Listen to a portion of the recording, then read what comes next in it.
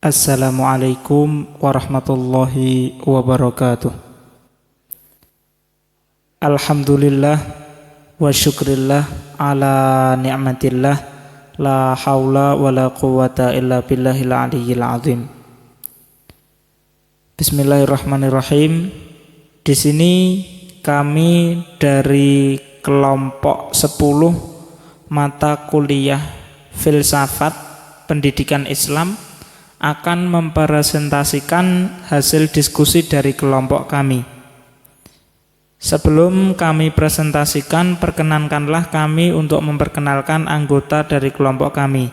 Yang pertama adalah Ari Prasetyo sebagai pemateri, yang kedua Pinky Cahyaningrum sebagai pemateri, yang ketiga Ahmad Fauzan Yasir sebagai moderator dan pemateri, dan yang terakhir adalah Nazakia Zulfa Hidayah sebagai pemateri. Untuk mempersingkat waktu, kepada pemateri kami persilakan. Riwayat hidup Imam Ghazali. Imam Ghazali memiliki nama lengkap Abu Hamid Muhammad bin Muhammad Al-Ghazali At-Tusi An-Naisaburi. Beliau dilahirkan di Tus, sebuah kota di Khorasan Persia pada tahun 450 Hijriah atau 1058 Masehi. Ayahnya seorang pemintal wol. Imam Ghazali memiliki seorang saudara, tetapi ketika hendak meninggal, ayahnya berpesan kepada sahabat setianya agar kedua putranya diasuh dan disempurnakan pendidikannya. Perjalanan pendidikan Imam Ghazali. Sejak kecil, Imam Ghazali dikenal sebagai anak yang cinta ilmu pengetahuan dan pencari kebenaran yang hakiki. Saat masih kanak-kanak, Imam Ghazali belajar kepada Ahmad bin Muhammad Ar-Razikhani di Tus. Beliau juga pernah belajar kepada Abi Nasr al-Ismaili di Jurjani, dan akhirnya ia kembali ke Tus. Setelah itu, Imam Ghazali pindah ke Naisaburi dan belajar dengan ahli agama terkenal di masanya, yaitu Al-Juwaini, yang bergelar Imam Haramain. Darinya, Imam Ghazali belajar ilmu kalam, ilmu usul, dan ilmu agama lainnya. Imam Al-Ghazali pernah mengikuti diskusi bersama ulama dan intelektual di hadapan Nizam Al-Mulk yang menguntungkan baginya. Imam Al-Ghazali diangkat sebagai guru besar oleh Nizam Al-Mulk di universitas yang didirikannya di Baghdad pada 1091 Masehi. 4 tahun berlalu, Imam Al-Ghazali memutuskan untuk berhenti mengajar dan meninggalkan Baghdad. Beliau pergi ke Syam, hidup dalam Jami Umayyah yang berfokus untuk ibadah, dilanjutkan kepada Mesir untuk meninggalkan kemewahan dunia dan mendalami agama. Setelah dari Syam, Imam Al-Ghazali kembali ke Baghdad untuk mengajar, dan selain mengajar, beliau juga rajin menulis kitab.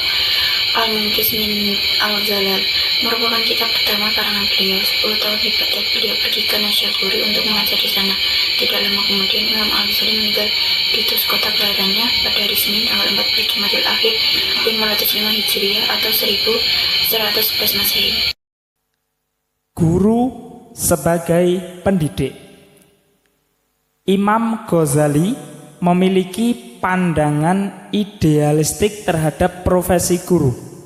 Beliau menekankan perlunya keterpaduan antara ilmu dan amal.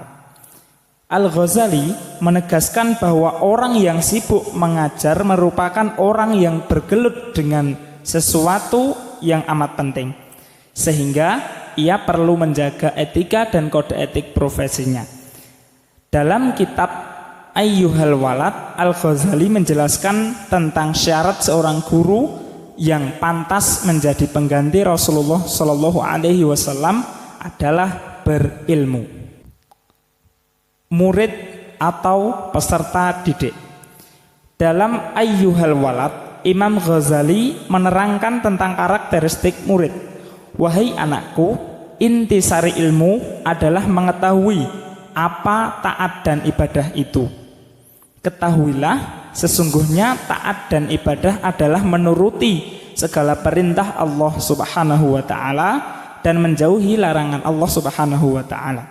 Maksudnya, semua yang engkau katakan, kerjakan, dan engkau tinggalkan sesuai dengan tuntunan syariat. Tujuan pendidikan dalam pandangan Al-Ghazali. Yang pertama, untuk pembentukan akhlak. Sesuai dengan pernyataan beliau, tujuan murid dalam mempelajari segala ilmu pengetahuan pada masa sekarang adalah kesempurnaan dan keutamaan jiwanya.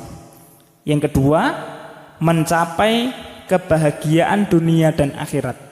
Al-Ghazali sangat memperhatikan kehidupan dunia dan akhirat sekaligus, sehingga tercipta kebahagiaan bersama di dunia dan tidak semata-mata untuk kehidupan dunia saja maupun sebaliknya.